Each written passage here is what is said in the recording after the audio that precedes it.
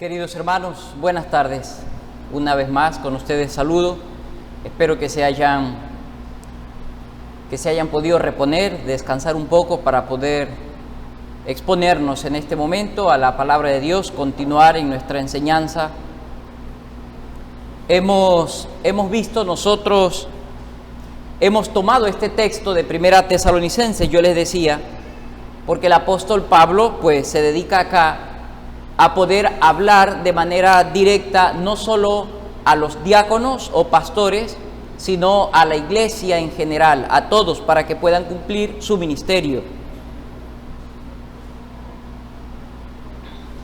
Un ministerio que es sumamente importante, porque de esta forma, hermanos, es como el Señor va a permitir que la iglesia, es uno de los medios que el Señor usa para que la iglesia siga creciendo. También dijimos que el apóstol no se va a dedicar a hablar aquí de la posición del creyente en su estado legal delante de Dios, sino que se va a dedicar a hablar de su posición temporal mientras espera al Señor Jesucristo. Ese es el tema de Primera a Tesalonicenses. También es sumamente importante, hermanos, que nosotros agreguemos a la parte teológica este tema, mirando, por ejemplo, Primera de Juan, cuando el apóstol Juan dice que todo aquel que no ama a su hermano y no presta atención a su hermano es un mentiroso, porque ¿cómo puede decir que ama a Dios a quien no ha visto, cuando no ama y presta atención a su hermano, a quien sí está viendo y conoce algunas situaciones complicadas que pudiera estar atravesando este hermano? Nosotros vimos de manera esencial, fundamental, por qué llevar a cabo este ministerio. Nosotros vimos cuáles son estos, dimos una lista de algunos ministerios generales en los cuales cada creyente debe prestar mucha atención para el crecimiento de la iglesia. Dijimos también que va más allá de nuestros dones. Muchas veces en algunas iglesias el tema de los dones, mal entendido, mal interpretado, se ha vuelto una excusa para desatender esta atención a todos los hermanos. No sé si usted ha podido darse cuenta en algunas iglesias de manera lamentable que algunos hermanos se retraen de cumplir otros servicios, estos oficios que son básicos, elementales para el funcionamiento espiritual de la iglesia, excusándose de que no, que ellos solo tienen cierto don, del de aquí y el de allá, y entonces no están dispuestos a llevarlo a cabo, a cumplirlo. Por eso es que yo les he dicho que esto va más allá de nuestros dones, este ministerio general que debemos cumplir todos los creyentes. Para ir de manera pues avanzando, hermanos, no olvide tener su Biblia en Primera Tesalonicenses, capítulo 5, es donde nosotros estamos tratando nuestro tema. Y aquí surge una pregunta, después de haber visto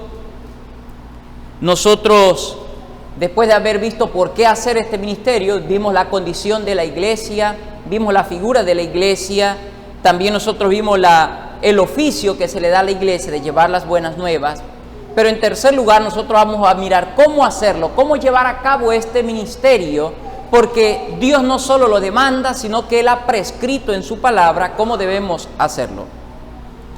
Esta pregunta, hermanos, se responde mirando los textos que le anteceden en primer lugar a nuestra porción. Los textos que vienen un poco más atrás, desde el verso 8 en adelante, hermanos, nosotros podemos darnos cuenta lo que dice allí. Miremos Primera Tesalonicenses, en primer lugar, del capítulo 5, verso del 4 al 8. Primera Tesalonicenses 5, del 4 al 8. Y nosotros no se olvide, estamos respondiendo cómo hacer este ministerio. Dice allí el verso 4, mas vosotros, hermanos, no estáis en tinieblas, para que aquel día os sorprenda como ladrón, porque todos vosotros sois hijos de luz e hijos del día, no somos de la noche ni de las tinieblas. Pues los que duermen de noche duermen, y los que se embriagan de noche se embriagan. Pero nosotros que somos del día, seamos sobrios, habiéndonos vestido con la coraza de fe y de amor, y con la esperanza de salvación como yelmo. Estos textos son importantes porque nos van a poner el primer literal de nuestro tercer punto. Hay que hacerlo dentro de un campo de regeneración, o dentro del campo de la regeneración. ¿A quiénes se le va a pedir que lleven a cabo este ministerio? ¿Y a quiénes son los que nosotros debemos atender de primera mano? A estos que ya no andan en la noche, sino en el día, que no se deleitan en las tinieblas, sino en la luz que es Cristo. Así que es sumamente importante distinguir esta realidad, porque cuando nosotros tratamos en buen sentido, con buenas ganas, buen propósito, de hacer que una persona camine de tal manera, de corregirlo, de exhortarlo, de animarlo, si no ha sido regenerado, todo eso puede traer una frustración a nuestra vida, un decaimiento absoluto, y nos podría hacer ver a nosotros como ineficaces. Hay algunos que han llegado a pensar que inclusive que no tienen la aprobación divina o que no tienen el Espíritu de Dios, que están errados porque no hacen volver a esa persona de su mal camino. Por lo tanto, esta actividad del ministerio general de cada creyente hay que llevarlo a cabo dentro del campo de la regeneración. 5 de los ministerios que hemos dicho, de los ministerios generales, 6, se los practica dentro de este campo. Solamente el de la predicación del Evangelio es donde nosotros salimos del campo de la regeneración y vamos y compartimos con los no creyentes el Evangelio, no la vida cristiana, porque ellos, aunque están llamados a vivir de tal manera, no pueden vivir, el no creyente, de tal manera. Por lo tanto, lo que ellos necesitan de primera mano es el Evangelio. Solamente los verdaderos creyentes están dispuestos a compartir de los suyos, por ejemplo, para sostener a los pastores, el verdadero creyente. El no creyente pone muchas excusas, muchas críticas y demás.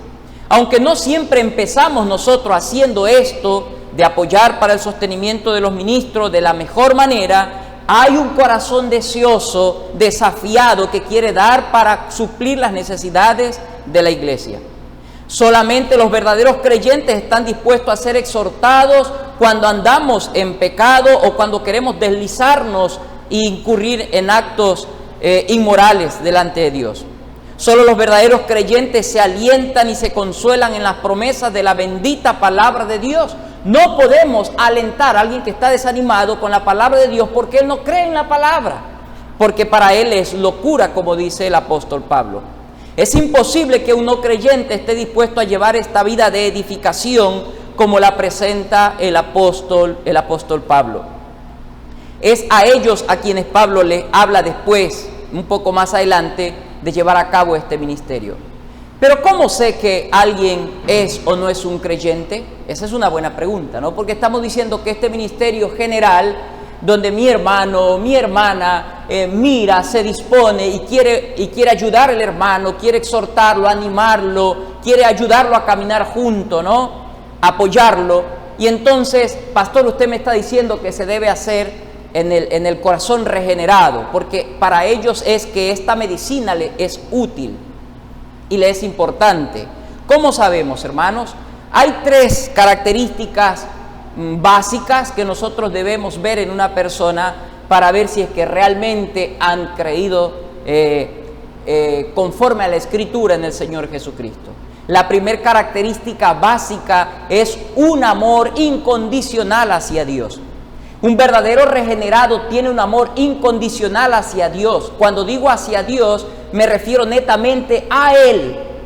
Más allá, no está mirando algún beneficio, no está mirando lo que Dios pudiera darle, aunque gloria a Dios que nos da algo cuando nosotros, mucho, no algo, sino todo, cuando nosotros le conocemos. Pero el verdadero creyente lo que hace cuando ama a Dios, lo ama por lo que Él es, en esencia, a su persona. No es que cuando alguien dice, pastor, yo busco al Señor porque me dio un trabajo y puede ser que Dios se lo dio, pero entonces eso no son una evidencia tan clara, tan genuina de que realmente ama a Dios. Amamos a Dios por lo que Él es. Alguien dijo alguna vez de una manera hipotética, el verdadero creyente está dispuesto inclusive a seguirlo a Cristo, aunque Cristo esté en el infierno. Eso no va a suceder, no se confunda. Pero estamos diciendo que el verdadero creyente está dispuesto a seguirlo a Cristo, aunque Cristo esté en el infierno. Y claro, alguien dice, pastor, es que si alguien dice, pastor, yo creo en Cristo porque me libró del infierno, solo crees porque te libró del infierno. Eso es muchas veces, mucha gente usa esta realidad para llevar a la gente a que crea en Cristo por miedo, mas no por lo que realmente Él es. No se olvide, no quiero confundirlo, estoy diciendo que el verdadero creyente está dispuesto a seguir a Cristo donde sea. Gloria al Señor que no vamos a estar allí, pero su corazón está con Él.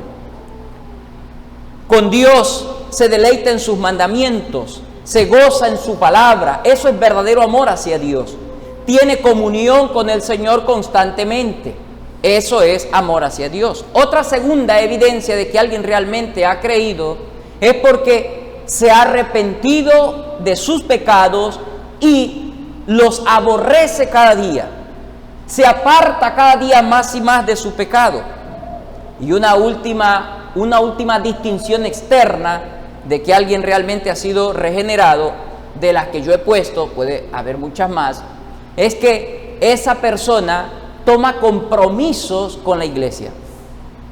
Esa persona quiere dar pasos de fe, esa persona ya se ha bautizado, esa persona quiere ser miembro de la iglesia, no le rehúye, no le esquiva a las responsabilidades con la iglesia. Esa es una persona que nosotros podemos ver de manera exterior que realmente ha sido regenerada. El Señor Jesús lo recitó de otra manera. Él dijo, si me amáis, guardad mis mandamientos. Así que guardar los mandamientos, yo le decía que ama al Señor, el primer mandamiento, amar a Dios por sobre todas las cosas. Yo le decía también que ama la ley de Dios y que se aleja del pecado, aborrece el pecado, huye del pecado y toma compromisos con la iglesia. Cuando nosotros, hermanos, yo recuerdo de manera, y me avergüenzo de lo que les voy a decir, muchas veces nosotros le decíamos a una persona, le imponíamos para que se bautice, oye, tienes que bautizarte, mira, y le hablamos de experiencias humanas, personales, carnales, y esa persona finalmente cedía a bautizarse, pero ni conocía al Señor. Eso es terrible, y eso le hacemos un daño a la persona, le hacemos un daño a la iglesia, pero esa persona realmente no ama al Señor. Así que no deben ser en ese campo nosotros no debemos trabajar, esforzarnos o poner gran esperanza, porque lo que vemos, los textos bíblicos están dados para que sea aplicado dentro del campo de la regeneración. Pero también hay una segunda forma de cómo debe llevarse a cabo este ministerio, distinguiendo bien el problema que está atravesando el hermano y usando la palabra de Dios para su debida corrección. Hay que distinguir bien la circunstancia que está atravesando el hermano y poder usar la palabra de Dios para su debida corrección. Hay que tener mucho cuidado. Note lo que dicen los textos, el verso 14. Rogamos, hermanos, que amonestéis a los ociosos, que alentéis a los de poco ánimo, que sostengáis a los débiles. Vean cómo se usan tres circunstancias que podría estar atravesando un hermano y se usan tres soluciones distintas: exhortar, alentar, sostener. Yo no puedo tratar a un hermano que está desalentado con una amonestación. No debo amonestar a un hermano que está desalentado, porque no requiere aquello. Lo vamos a ver un poco. Entonces necesitamos distinguir bien el problema. El pecado necesita amonestación para que no se lo vuelva a practicar. Amonestar es pararse firmemente, contrarrestar el mal hábito o el mal acto que está cometiendo mi hermano para que pueda volver a caminar en la senda de la verdad. Los ociosos, por lo contrario, también se habla de los ociosos. Pablo usa el término resistir, condenar, cuando corrige, por ejemplo, a Pedro en Gálatas 2:11, dice, lo resistí cara a cara. Ahí también podemos usar el mismo término que usa acá cuando dice amonestarlo, resistirlo. Todo pecado tiene que ser tratado, hermanos, de manera contundente, sin vacilar con él. No debemos hacer compromisos con el hermano que está practicando un pecado, a menos que el hermano esté dispuesto a arrepentirse. Cuando hablamos de compromisos, yo me refiero que muchas veces yo veo a mi hermano que está teniendo un pecado y el hermano empieza a decir, mira, la verdad es que, pero no lo digas al de aquí, no le digas al de allá, sé confidente conmigo, pero yo digo, sí, pero no lo llevo a un arrepentimiento. Entonces, no le muestro que debe arrepentirse, que debe buscar del Señor.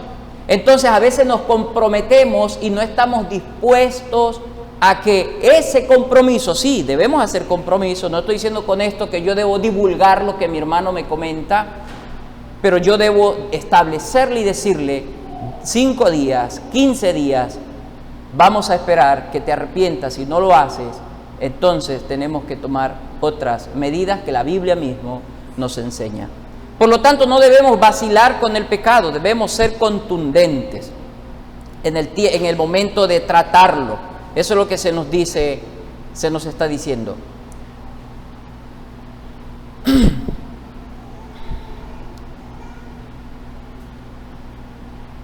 No podemos poner en riesgo la santidad de la iglesia para cubrir el pecado de un hermano, el nombre de Dios, ni la perdición del alma del hermano. No olvide, no podemos poner en riesgo la santidad de la iglesia, el nombre de Dios, ni el alma del hermano que se pierda. Hay que ser contundente, hermanos, con el pecado. Tratarlo de la manera correcta, llevándolo al hermano a que busque el arrepentimiento. El desánimo. No se olvide, estamos diciendo en segundo lugar que hay que distinguir bien para tratar, como el apóstol Pablo está diciendo, el pecado tiene que ser amonestado. El desánimo necesita aliento. No hay que tratar el desaliento como pecado, dependiendo de lo que está produciendo ese desaliento, ya que hay desalientos que son producidos por frustraciones perversas. En eso debemos estar conscientes. Hay desalientos en el alma, por ejemplo, cuando hay un corazón codicioso, lujurioso, cuando está lleno de vanidad, etc. ¿Usted recuerda el suceso de Acab, el rey Acab? Él se desalentó tanto, se frustró, se enfermó inclusive, a tal punto que fue a la cama por su desaliento. ¿Pero qué le estaba produciendo un desaliento a él? Estaba desanimado, devastado, decaído. ¿Qué le produjo al rey Acab aquello? Un deseo perverso, una codicia de querer tener la viña de Nabot. A tal punto que su mujer también lo alienta con una propuesta perversa para que él pueda levantarse de la condición en la que se encontraba. Pero también puede ser, hermano, por ejemplo, hay un desaliento natural, malas noticias, crisis económicas, muerte de un ser cercano, frustración emocional o mal entendimiento de la palabra de Dios. A veces hay gente que se frustra por todas estas cosas. En el caso de los hermanos de Tesalónica, ellos estaban desalentados en su mayoría, no se olviden el tema, porque le preguntaban a Pablo, ¿qué vamos a hacer? Nuestros hermanos han partido y el Señor no ha venido. Entonces Pablo les escribe diciéndole, tranquilos, los que ustedes saben más o menos el suceso, ¿no? Los que han muerto en Cristo se levantarán con el Señor. Ellos estaban desalentados, desanimados, porque el Señor aún no venía y sus familiares o seres amados habían partido, ya habían muerto. Entonces necesitaban ser alentados. ¿Y cómo los alentó el apóstol Pablo? Van a resucitar. Ellos no van a quedar en esa tumba. Ellos no van a quedar en el polvo. El Señor, con voz de arcángel, con voz de mando y con trompeta de Dios, lo levantará de entre los muertos. Los muertos en Cristo resucitarán primero. Luego nosotros, los que ve el consejo. Ellos estaban desalentados. Pablo no le dijo, hombres pecadores que se desalientan. No, Pablo trató de llegar al problema, al desaliento, lo que estaba produciendo el verdadero mal. Así que es así como nosotros levantamos a los desanimados, hermanos, encontrando el verdadero problema, al que está desalentado.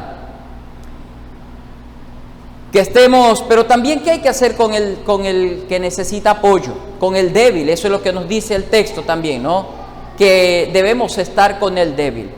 Estemos con ellos, nosotros debemos estar con el débil, hermanos. Y antes de pasar acá a mi tercer forma de cómo debemos tratar, distinguiendo el problema, permítame contarle una anécdota importante.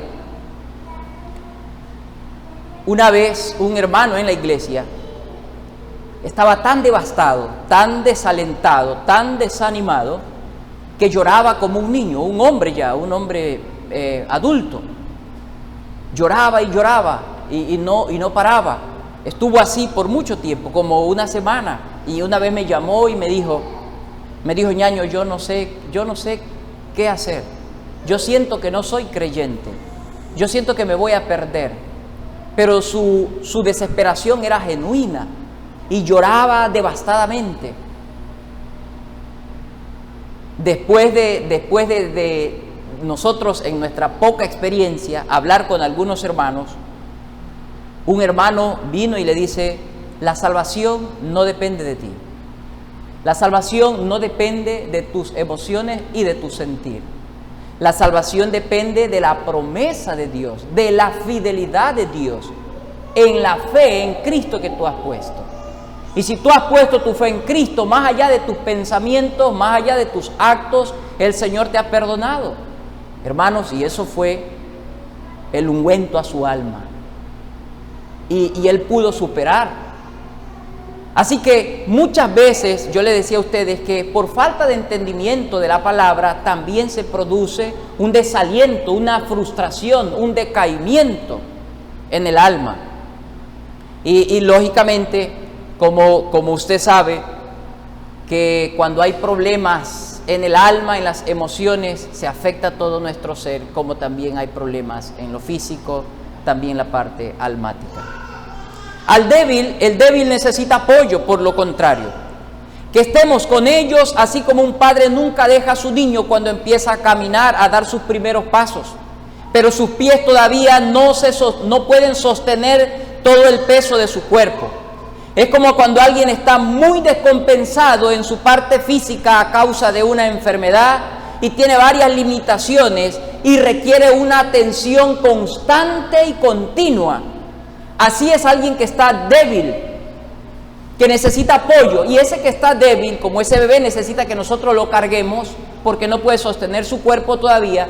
Como esa persona decaída en su salud necesita que lo carguemos, le llevemos, al menos que hasta que le demos todas las vitaminas necesarias y se recupere, él puede sostenerse otra vez y empezar a ocuparse de sus necesidades. De la misma manera debemos cargar a los débiles.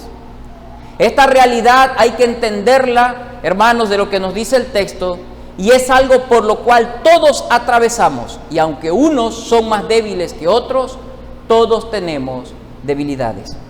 Vaya conmigo a Romanos capítulo 14, verso del 1 en adelante.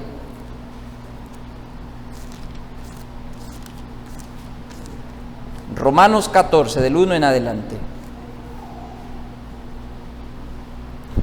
Note conmigo, por favor. Recibid al débil en la fe, pero no para contender sobre opiniones, porque uno cree que se ha de comer de todo, otro es débil, come legumbres. El que come no menosprecia al que no come, y el que no come no juzgue al que come, porque Dios le ha recibido. ¿Tú quién eres que juzgas al criado ajeno? Para su propio Señor está en pie o cae, pero estará firme, porque poderoso es el Señor para hacerle estar firme. Note lo interesante, vemos allí un proceso. Sí, él es débil, recíbelo el débil en la fe. ¿Tú quién eres que juzgas a criado ajeno? Él no es tuyo, él es del Señor. Él lo ha limpiado, él lo ha regenerado, él lo ha salvado. Pero note lo que dice, pero estará firme. Eso quiere decir que hay un proceso en el cual todos atravesamos debilidades. A falta de conocimiento, a falta de voluntad para poder hacer lo que el Señor nos ha llamado a hacer, estamos débiles. Pero así como ese niño del ejemplo que les puse, que necesita apoyo por un tiempo, no es correcto que todo el tiempo lo carguemos porque no puede caminar, ya es anormal. Pero entonces dice el Señor que estará firme en un tiempo. Por lo tanto, es necesario que nosotros estemos con los débiles, que nosotros aprendamos a caminar junto a ellos. Así como una persona con discapacidad necesita un bastón, es la figura que pone el apóstol, que nosotros seamos el bastón de los débiles. Aquí este débil no está hablando específicamente de alguien que peca tampoco, sino alguien que ignora muchas cosas y que aún no ha crecido tanto en su fe y necesita que le ayudemos a entender y que le ayudemos a tomar decisiones. ¿Cómo hacer esto, hermanos? Hemos dicho que hay que hacerlo en el campo de la regeneración. Hemos dicho que hay que hacerlo distinguiendo la necesidad del hermano. Pero en tercer lugar también hay que hacerlo con amor. Este ministerio general de exhortación, de alentar al hermano, de animarlo al que está desanimado, de apoyar al débil, hay que hacerlo con amor también. Note lo que dice en el libro de Filemón 1:7. Dice, pues tenemos gran gozo y consolación en tu amor, porque por ti, oh hermano, han sido confortados los corazones de los santos. El amor es lo elemental. El apóstol Pablo en 1 Corintios 13 dice que sin amor nada soy. El amor, en amor, habiéndonos escogido el Padre, ¿sí?, por medio de Cristo Jesús, nos justificó, nos santificó, nos lavó, nos llamó, hizo un pueblo en amor. Todo el plan de redención del hombre es el fruto, se deriva del amor de Dios. Así que el amor es sumamente importante para que nosotros podamos hacer este ministerio de la general con otros hermanos. Primera de Juan 3:16 dice, en esto hemos conocido el amor, en que Él puso su vida por nosotros. También, escuche esto, también nosotros debemos poner nuestras vidas por el hermano. Así que este ministerio general es un ministerio que se lo lleva a cabo con este elemento. Este elemento es indispensable, el amor. Pero también, hermanos, otro elemento que se requiere para llevar a cabo este ministerio es la paciencia. Nuestro Señor es lento para la ira y grande en misericordia. Segunda de Pedro 3:9 dice, el Señor no retarda su promesa, según algunos la tienen por tardanza. Y note lo que dice, sino que es que paciente para con nosotros, no queriendo que ninguno perezca, sino que su pueblo proceda al arrepentimiento. La paciencia debe ser una característica del creyente. Cuando nosotros vamos en el Sermón de la Montaña, en el libro de Mateo, capítulo 5, nos vamos a dar cuenta allí de las bienaventuranzas. Bienaventurados los misericordiosos, porque de ellos es el reino de los cielos. Así que tener amor, tener paciencia es tener misericordia para con los hermanos. Cada día, hermanos, nosotros pecamos, pero Dios nos perdona y nos ayuda para dejar el pecado y buscar la santidad. Pero en algunos casos queremos actuar como si fuéramos más justos que Dios y no toleramos, nos volvemos jueces de los hermanos y no somos conscientes de sus necesidades, no somos conscientes de sus luchas y ya no aplicamos el amor, no aplicamos la paciencia y nos volvemos implacables, intolerantes.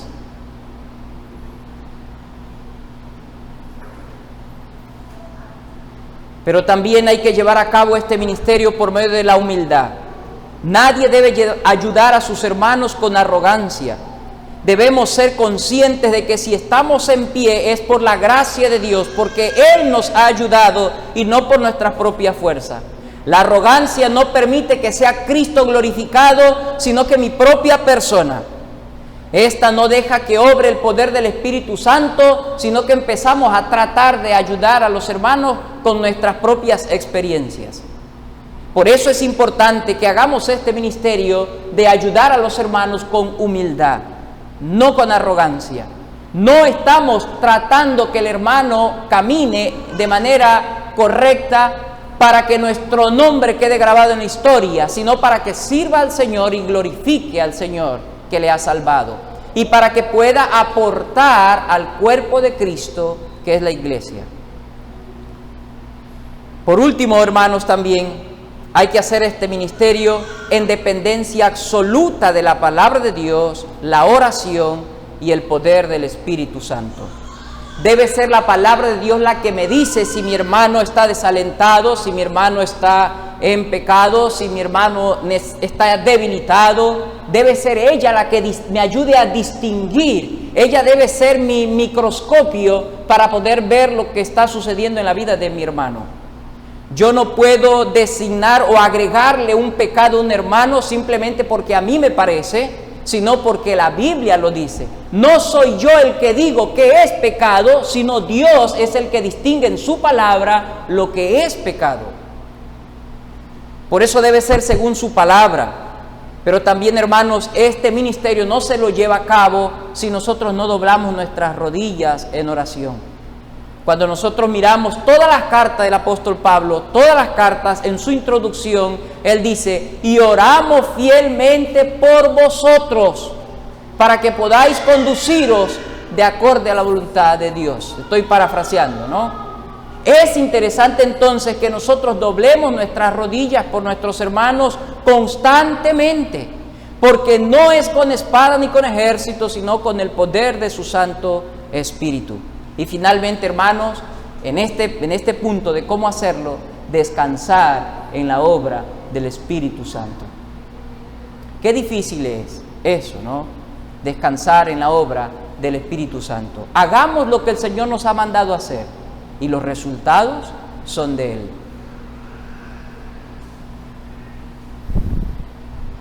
Ahora bien, quisiera ver brevemente, hermanos, el propósito, porque el propósito el apóstol Pablo lo resume en el verso 23.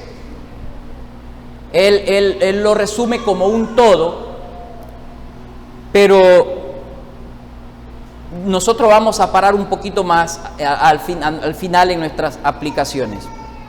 En primer lugar, vamos a ver 1 Tesalonicenses 5:23. Note conmigo. 5:23 de 1 Tesalonicenses.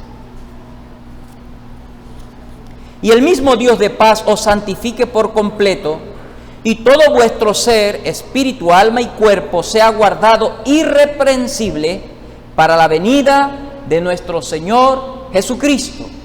Vemos entonces cómo el apóstol Pablo resume el propósito. ¿Para qué ese ministerio general? ¿Para qué hay que alentarlos? ¿Para qué hay que supervisarlos? ¿Para qué hay que orar por ellos? ¿Para qué hay que animarlos? ¿Para qué hay que contrarrestarlos o amonestarlos? ¿Para qué? Para que nosotros podamos vivir en santidad mientras esperamos al Señor Jesucristo. Podríamos encontrar un solo propósito en este texto: que la iglesia el Señor la encuentre santa y sin arruga para la venida del Señor. Es verdad, hermanos, que esto no se lo logra solamente en nuestra fuerza, sino que es la obra del Espíritu, como ya lo dijimos. Pero para esto no debemos obviar los medios que Dios ha querido usar para que esa iglesia esté en esa condición. Pablo lo resume: que esté santa y sin arruga para la venida del Señor. Pablo, pero ¿cómo hacemos para que la iglesia esté santa y sin arruga? Cumple el ministerio general, ayuda al hermano. De manera, si nosotros quisiéramos abrir un poco esto y definirlo, esto tiene que ver con 3 áreas de nuestras vidas. Primero, la parte emocional, que nos habla del ánimo, que muchas veces somos trastocados en nuestras emociones y somos desanimados y hay que animarnos. Por lo tanto, la iglesia tiene que estar dispuesta a cubrir la parte emocional de los hermanos. En segundo lugar, la física. La física nos habla de la amonestación con respecto a sus prácticas, pero escúcheme lo que voy a decir. En esta parte física nosotros también debemos atender la parte material de los hermanos. No olvide lo que dice Santiago. Santiago dice, ¿de qué sirve que veas a tu hermano teniendo necesidad y tú le dices Dios te bendiga y no suple sus necesidades? Lo que decía un poco de las buenas obras que hablaba el hermano cuando empezamos nuestro tiempo de servicio. Así que en esta parte material, hermanos, la parte física, debemos amonestar sus pecados, pero también proveer, porque muchas veces los hermanos tienen necesidades físicas y debemos tratar de atender aquello. Pero también, en último lugar, la intelectual. La iglesia debe esforzarse para cuando llegue su Señor pueda estar en santidad, sin arruga, para poder suplir las necesidades intelectuales. Esta me habla de instrucción, obediencia y adoración. La necesidad intelectual, cuando nosotros de manera intelectual somos instruidos correctamente según la palabra, entonces nosotros podemos obedecer y adorar correctamente al Señor. Eso podríamos decir que tiene que ver con encontrar una iglesia santa y sin arruga para la venida del Señor. Debemos atender de esta forma a cada hermano. Conclusiones. Podemos darnos cuenta, hermanos, de la necesidad de llevar a cabo este ministerio en cada iglesia local y que hay que hacerlo fielmente, ¿sí? Y que haciéndolo fielmente es que la iglesia es uno de los medios que Dios usa para edificar a la iglesia. Nos prepara de manera santa para su segunda venida o para llevarnos antes a su presencia. Pero también esto alivia el ministerio pastoral, ya que la iglesia está ayudando en la obra del ministerio. Esto también prepara a sus soldados más débiles para que puedan estar prestos para la batalla. Pero también hacer este ministerio es un ejemplo de unidad y amor ante el mundo perdido. Por eso es importante y por eso concluimos diciendo esto. ¿Qué debo hacer yo, hermanos? No se olvide que la aplicación nos manda a hacer algo. ¿Qué debo hacer yo? Usted se podrá preguntar, pastor, yo estoy haciendo eso. En primer lugar, yo le digo que si usted está haciendo eso, usted indudablemente traerá alivio, gozo, paz, deleite al corazón de los hermanos. Si usted está haciendo este ministerio general, usted está buscando la gloria de Dios a través de atender y amar a su hermano, a su semejante, el que ha sido lavado y regenerado con la sangre del Cordero. Si usted está haciendo este ministerio general, indudablemente esta iglesia va a crecer en amor, en conocimiento, en suplir las necesidades de los hermanos. Si usted está haciendo este ministerio general, está desafiando también a otros a que puedan hacerlo de la misma manera. Y gloria al Señor por su vida, que el Señor pueda sostenerlo y permitir que siga haciendo aquello con los hermanos. En segundo lugar, también necesitamos tener mayor conocimiento bíblico para poder cumplir este ministerio. Hay que aprovechar cada curso de consejería para saber cómo tratar cada tema en particular de los hermanos. No olvide, estamos hablando de las aplicaciones. Necesitamos someternos a los cursos de consejería para tratar con el alma de los hermanos, para tratar con la ignorancia que tenemos todos y cómo suplir aquello, para tratar con las necesidades, las heridas de los hermanos. La tercera aplicación, hermanos, necesitamos dejar el egocentrismo, la idolatría, para mirar más allá de nosotros. No mirando cada uno por lo suyo propio, dice el apóstol, sino cada cual también por lo del otro. Así que cuando nosotros dejemos de mirarnos a nosotros mismos, dejemos de siempre caminar con egocentrismo, y entonces vamos a mirar a los demás. Estamos tan ocupados muchas veces mirando nuestras necesidades que no nos damos cuenta de los otros. Permítame contarles algo interesante.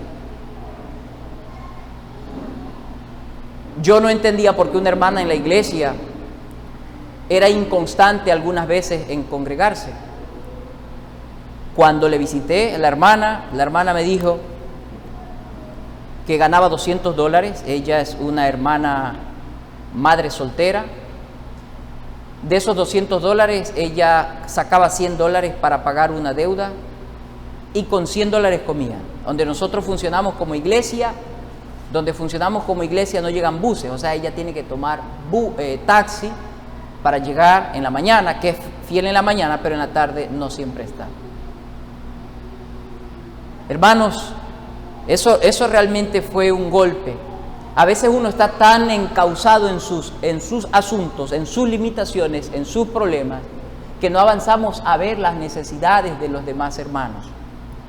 Y a veces nosotros los pastores juzgamos deliberadamente, o los líderes, sin saber lo que realmente está sucediendo. Por eso debemos dejar de mirar hacia nosotros mismos y enfrascarnos en nosotros mismos. A veces puede ser que un hermano está muy delicado de salud y por eso dejó de venir a la iglesia. A veces puede ser que un hermano perdió un familiar, un ser amado y está muy golpeado por aquello. Dejemos de mirarnos a nosotros mismos. En quinto lugar, hermanos, necesitamos armar en los servicios públicos de la iglesia el verdadero principio de congregarse, que no solo es llegar, sino que se cumpla el propósito que tiene congregarnos, no dejando de congregarnos como algunos tienen por costumbre. ¿Para qué, Pablo? ¿Para qué no debo dejar de congregarme? Y él lo explica: para estimularnos al amor y a las buenas obras. Sí, congregarnos no es solo eso, es adorar, alabar al Señor, es escuchar su palabra, pero también es estimularnos al amor y a las buenas obras. Así que debemos esforzarnos, hermanos, para que, aunque yo valoro mucho lo que sucedió antes, ¿no?, que los hermanos tienen ese deseo de quedarse, de compartir, eso es estimularnos, ¿no? Estimularnos, hablar de la enseñanza, hablar de nuestro devocional, hablar de nuestras debilidades, de nuestras luchas y animarnos unos a otros.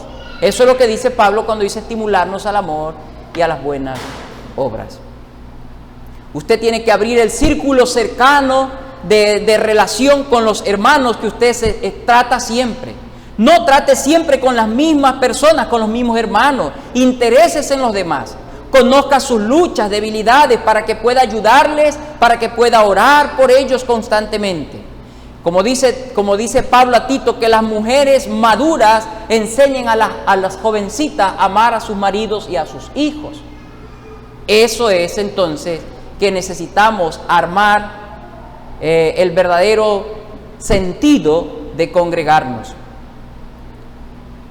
En sexto lugar, debemos ser intencionales en este principio que hemos aprendido.